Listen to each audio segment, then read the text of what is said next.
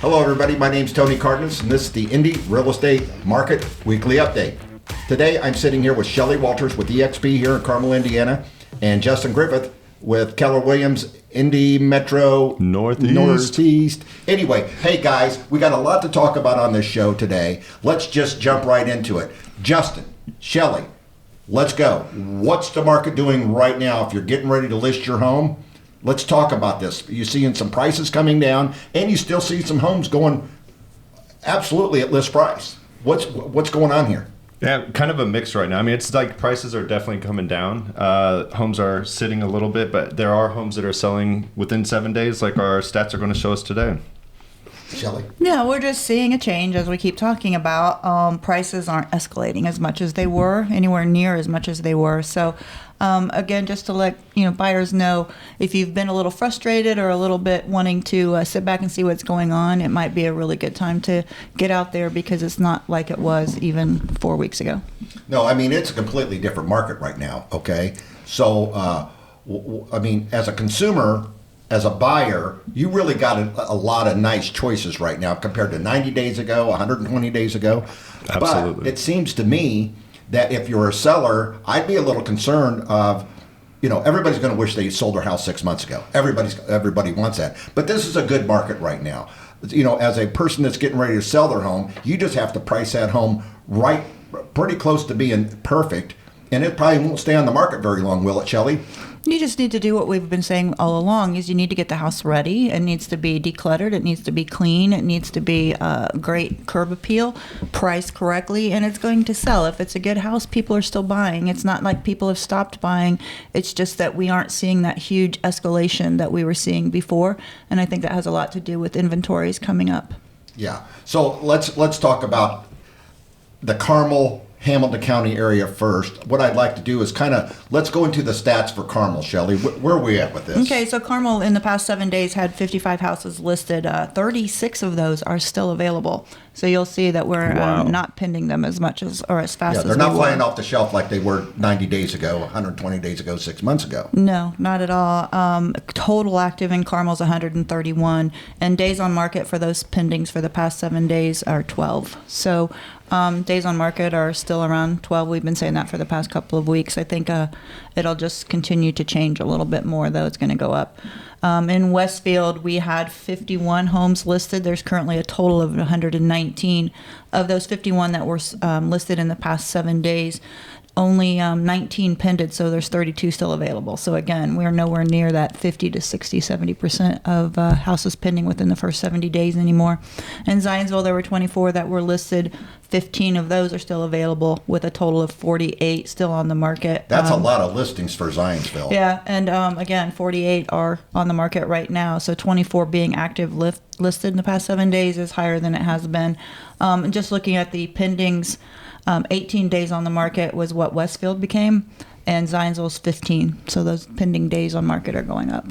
Wow. And, the interest rates, last week we got a little bit of a dip down. Okay. I mean, you got some rate improvements on the 30-year fixed, the 10-year fixed, and of course the 15-year fixed. But, interest rates right now, I mean, if you really pushed your lender, compared to the banks at 6.5%, 6.625, down to some of the brokers, you could actually lock in a loan today. If you were a 780 credit score and you were at 80% loan to value, I'm telling you right now, if you had a lock, you could lock somebody in at 5.999 easy and pay their closing costs. I mean, you could, or you could go to 5.75 and call it a day and just lock them in on a 30-day lock. That's 30 days you got to get to the table on a purchase.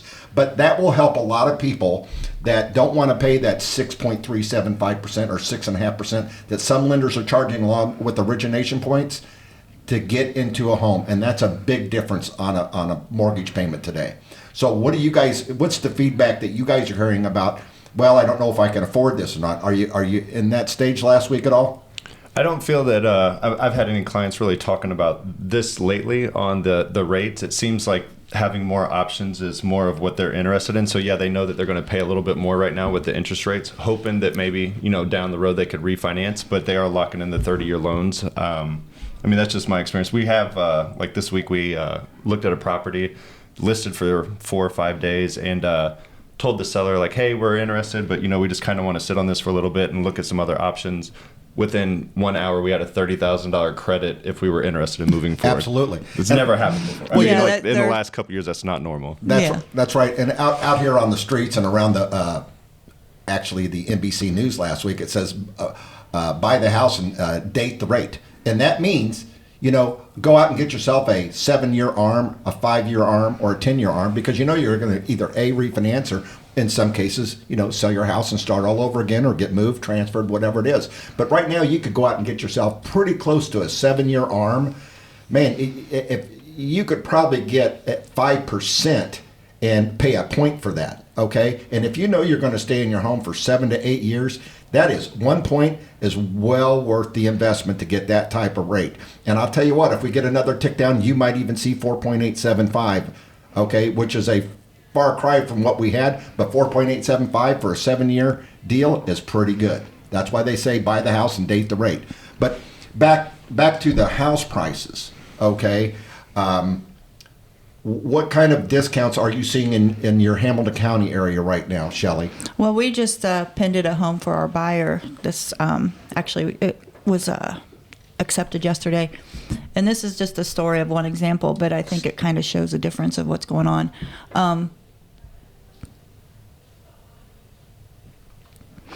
So I think this is what's showing what's going on.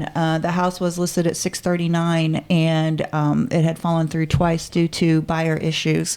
So the first time this house pended was about 9 weeks ago at $702. So obviously it escalated over $639 quite a bit. Second time it came on the market about 4 weeks ago, it pended at $684. We got it for $655 yesterday. So that's showing it's still escalated, but it didn't escalate anywhere near. And so the sellers, due to issues with the buyer, lost some money due to it being another 6 weeks on the market. Absolutely. And Justin, Shelly, when you see that, are you seeing other houses in that same area starting to do the same thing, or was that just a bad negotiation? How did this happen? I'm just seeing that that's where we are today. So I think sellers are not going to see the escalations like they were before. And I also think that buyers need to understand that they can go ahead and ask for, can actually make an offer a lot farther off of what we thought, the 10 to 15% above. That's gone. I'm pretty sure we're out of that. Yeah, something I've been pushing on my sellers right now too is having an inspection done before they list. So right now, with more options being on the market, I don't know if you remember the days, 10 years ago or so, but it's like buyers would get cold feet and just bounce and go to the next house. They wouldn't worry about the negotiation. So I want to make sure my client's house is in tip-top shape. Right. If this comes up on an inspection and then it falls through, like you're already 2-3 weeks on the market and people think there's something wrong with the house and there's not. So it's like just be proactive, get that done in advance, and then hopefully you won't have any new issues pop up that you're not expecting on the inspection. I agree with that 100%, because you could go out there and get that inspection. It doesn't stop them from getting another one, marrying up to that one. But what it does, it shows that you've done it, you're up front, and they're saying, hey, you're going to need X, Y, Z, and they may give you credit for that, or you can negotiate that into the price of the final price of the house. But I think that's a real good idea right now. So, Shelly, Justin, we do need to get an inspection guy on here to get some feedback in this arena in the next couple of weeks, so it would probably help some people. Well, and I also just want to say that you need to have your new builds inspected. We just had an inspection go through on a pre-drywall. There's some issues, and they were going to get ready to be covered up. And so just always want to make sure that if you're doing a new build, they do need to be inspected. Yep. Yeah, well, that's, I don't know new construction at all. I certainly kind of wish I did, but I ended up building my home with Sunrise on the Monon, the Old Town group, and I really got lucky, and my deal went really, really good. But the bottom line is I can see if somebody doesn't understand about construction and you don't have relationships with a realtor that helped you on your new construction, that's why people should get a real estate agent when they're buying a new home, and so they can walk through the process. And like you just said, I mean, it's like a builder is like, that's what they do for a living. Sure. And they're having something that got caught. I mean, not necessarily caught like they were hiding something, but something was done subpar, not to code.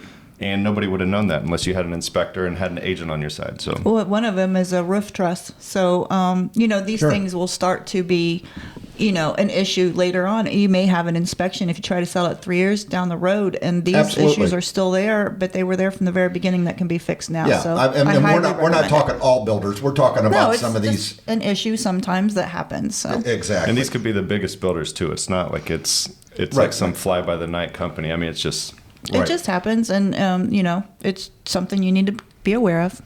Okay, Shelly, let's get back to your stats. Let's pick it up. Okay, And- so in Noblesville, we had 49 houses listed. Wow. Yeah, so total active in Noblesville currently are 95. And in Fishers, we had 75 listed. And still active of those, 45. Total of 135 are active in Fishers. So lots to pick from out there. Okay. Compared to So we before. got all of Hamilton County? Yep. Did we get Zionsville? Yes, Yes, we we did. did. Okay, Justin, let's roll over to you and let's talk about your side of the fence and what's going on in your market, please. all right. So in Bates Hendricks, we had 3 new listings this week at 258. None of those are pending, and Wow. they had no closings. So I know, but that seems like such a great place for a starter home. it you is. It is. It's just. know? What's the lowest price of Bates Hendricks right now? Well, I mean, I think a fixer-upper just sold for like 110,000 like a week ago, maybe. Wow. But Wow. again, you're buying something like those are pretty small lot lines, so Yep. it's like you're very close. Some of them don't have garages, so street parking. Sounds like our neighborhood. Yeah, I'm no just kidding. kidding, Justin. Next up is Broad Ripple. There was 7 new listings this week, 4 of which are already pending. So this Yeah, is also what Broad we're Ripple's a saying is hot like market. things are selling. So if you have a good product, it's marketed correctly, everything's checked. Like these properties are going, and they're still going over ask price. I mean, if you're selling something in 7 days, there's a high chance that there was probably multiple offers on it. Absolutely. Just a guess. Yeah. Had 5 closings this week in Broad Ripple, average price at $377. That was the average list price. Average close price was $415. So you're going to see 3 of these areas. All the sales prices are actually higher than the list prices were.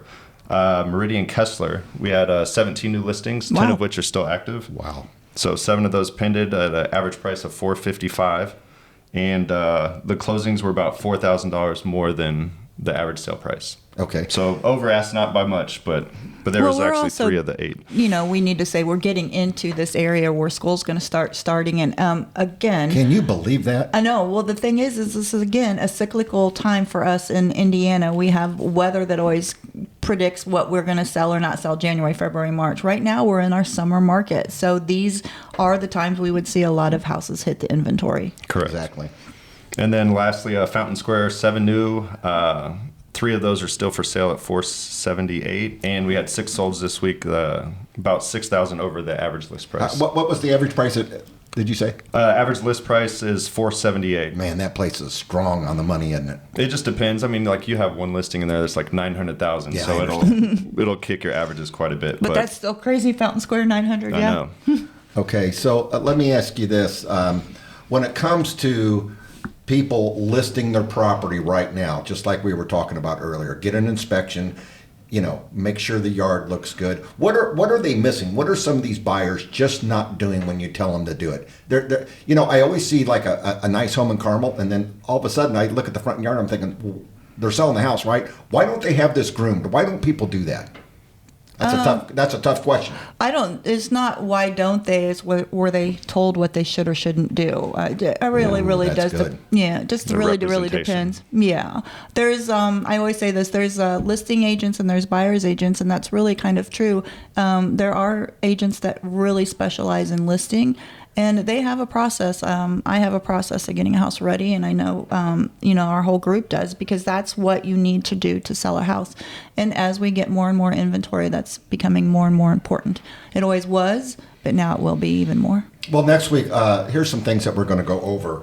Homebuyer affordability worsens, okay, as inflation and higher mortgage rates go. So we're going to do a couple comparisons, like on a $300,000 and a $500,000 mortgage balance, what it was, what it will be, and purchase mortgage rates continue to trend up. I mean, we've had a down week where some of these people were very, very smart to lock in. And if you got a purchase out there and you're thinking about it, or you're going to refinance, I'm telling you, you better jump on these rates right now, because you're going to blink, they're going to be gone.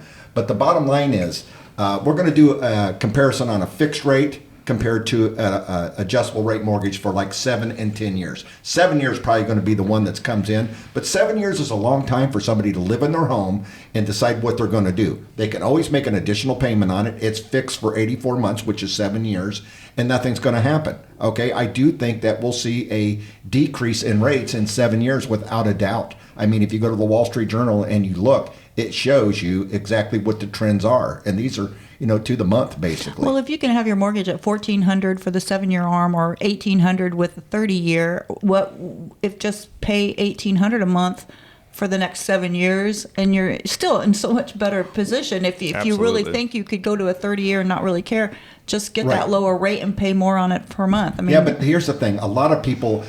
I agree with that statement, but a lot of people to this day, first-time home buyers, second-time home buyers that are really moving, they just want to pay. They just want to get into the mortgage where they don't have to pay any extra because they have all this extra cost. I mean, we've all been there. You buy the furniture, you do the lawn, you buy the swing set. I mean, it's not cheap. Yeah. Okay. And we are even seeing customers come in getting rid of a 2.75% rate, going to a 5.5% to a 6.25% rate, refinancing. I know it sounds crazy, but they're taking their first and second mortgage, or they're taking their credit card debt from what they bought and furnished a house with, and they're levering themselves out on a higher rate, but it manages their payment. So I understand what you're saying. Always pay more if you can, but if you can't and you want to get in the house, shelter, a new home is the most important thing for your family. So what's the words of wisdom this week, 4th of July? People are going to be out. I mean, how busy will it be this weekend? Not very busy or crazy busy? Typically slower. I mean, is that your experience as well, Shelly? I mean, it's family time. I think it's slow this week anyway because of everything going on. I mean, people are just out traveling, and even if they're not traveling, I don't think we'll see a lot of houses hit this weekend. Yeah. And so, Shelly, what do you think the housing market's going to do for the new construction? Because I'm hearing that contracts are getting canceled. I mean, it's on national news. It's on Housing Wire. It's on Inman. I mean, some people that are buying new homes that are in the middle of it, right before they start to break ground, are canceling their contracts. Yeah, we talked about this a couple of weeks ago. Yes. I think we're going to start seeing some of the houses come back on the market as specs, or we would call a spec because they are in the middle of being built and a buyer can no longer do if they did not lock their rate. So yeah. I got an email a couple of days ago from a builder who says we're trying to adjust as well with the market, and they lowered their prices. Yeah, I mean, you're starting to see some prices, which is, I always say that's good, but on the other side of the fence, it's bad because the rates are going up. Mm-hmm. I'd rather pay, quite honestly, a list price for a house and get a 2.75% rate than pay 6% or 6.5% and get $30,000 off. I'd rather pay the list price with the lower rate. So I guess we're just all trying to figure out again, and still in this market that we're in today, what we're going to do tomorrow. Yeah, that's right. And where's our boy? I heard he's deep sea fishing in Hawaii with the family or something. Deep sea fishing in Hawaii. Yeah, trying to catch him a big Kyle fish. Morris, FC Tucker, is not here today because he's on an airplane flying with his family going to Hawaii. I don't even know what island he's going to. Do you? No, but he deserves it. He needs to get out there with his family and have some fun. Yeah, he will. So, Justin, how does take him out as in what would he normally say when he's leaving the podcast? You got to do his voice. Come on, Justin. You got to do it. Don't look at me like you're crazy. What's your name? What's your name? My name's Kyle, and I just want to say thank you for listening to our podcast this week. And what company are you with, Kyle? Tucker. FC Tucker. FC Tucker. Okay, Justin, take us out. I mean, tell us how they can get a hold of you if they have any questions on listing their home, want to get pre-qualified, something like that. Best way to reach me is by cell or text 317-507-5599 or customcontainerbuilders.com or fishers.realestate. That's Justin Griffith. And Shelly, give us a takeout and tell us how everybody can get a hold of you, okay? This is Shelly Walters with the Shelly Walters Realty Group, and you can reach me anytime on my cell phone at 317-201-2601. Have a great day and a great week. Thank you, everybody. Hey everyone, Holly here. Thanks for listening to the Indianapolis Real Estate Market Weekly Update. Need a professional real estate agent? Reach out to one of our realtors on the podcast. Shelly Walters with eXp Realty, Greg Cooper with Compass Real Estate, Kyle Morris with FC Tucker, and Justin Griffith with Keller Williams. This podcast is sponsored by America's Best Mortgage by PRMG, 317-214-6720, and ExecutivePortfolio.com, the #1 real estate magazine in Greater Indianapolis.